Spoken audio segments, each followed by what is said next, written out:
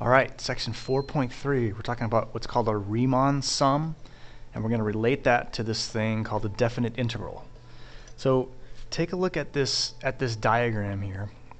We talked last time in section 4.2 about approximating the area underneath a curve, and we're going to extend that idea here.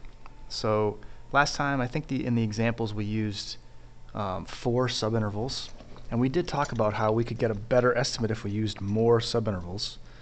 So we're going to take that, we're going to literally take that to its logical extreme here today and talk about, how many different subintervals can we use and how good of an estimate can we get, right? So when we have what's called a Riemann sum, it's just this area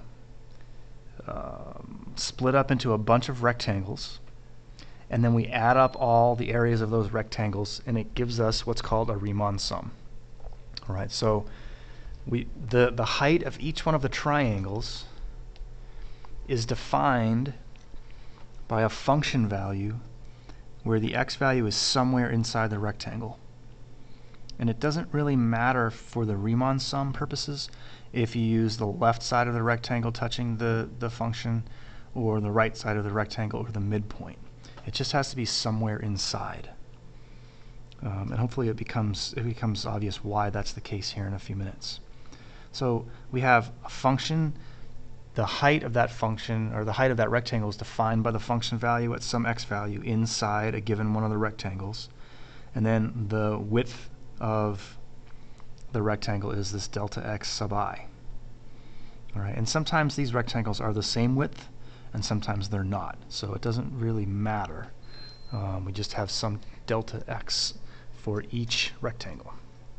So to get the actual area, we're going to take that Riemann sum. So the summation from I equals 1 to n of f of c sub I times delta x sub I. You can see it's exactly the same here. And we're going to take the limit of that as the number of partitions approaches infinity. All right, so think about what we're doing here. We're talking about the true area between this function and the x-axis is equal to all these rectangles added up gives us an estimate of that area, and then as we make these rectangles more and more and more and more narrow, so we get more and more and more rectangles, our approximation gets closer and closer and closer to the actual area between the x value and that function. Right? When we do that, so we take the limit of a Riemann sum. So here's our limit, and this is our Riemann sum. Take the limit of a Riemann sum, and we get what's called a definite integral. So here, if you reference this a and b, a is the lower limit, b is the upper limit.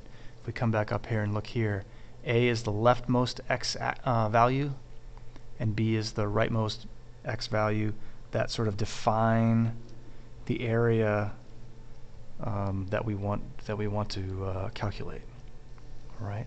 So we have the limit of a Riemann sum is this definite integral.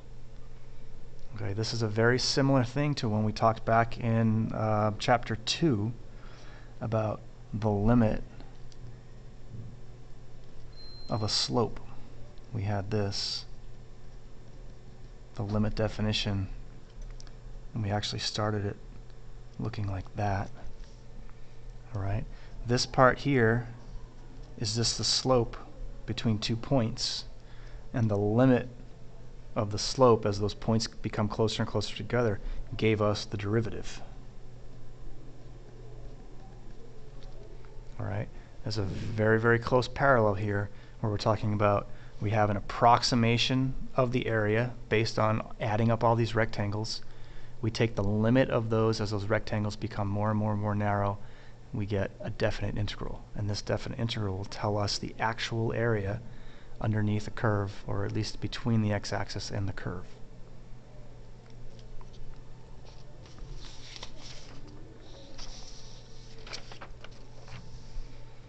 So this first set of examples, they're not meant to be really difficult. So we want to think about the definition of the definite integral and compare it to what we're given. So we want to write this limit as a definite integral. So we're given the limit of this summation.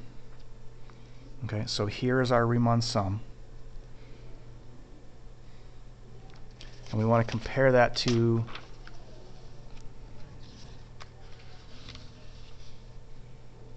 this definition here. So notice that we had f of c of I, c sub I. In the limit, that just becomes f of x. The delta x sub I becomes dx. And we just have a definite integral. The upper and lower limits are given to us over here when they tell us the interval from 3 to 8. So it's a pretty straightforward substitution. 2 times c sub I plus 5 becomes 2x plus 5.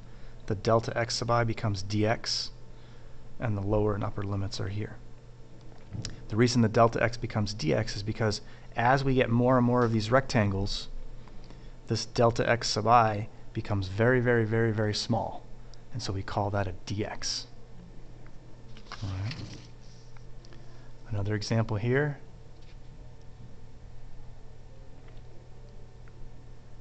Now, since you've seen this one done, maybe you want to take a second and pause the video, see if you can figure out what that one should look like. Right. Ultimately, it will look like this. It becomes a definite integral from -6 to 9.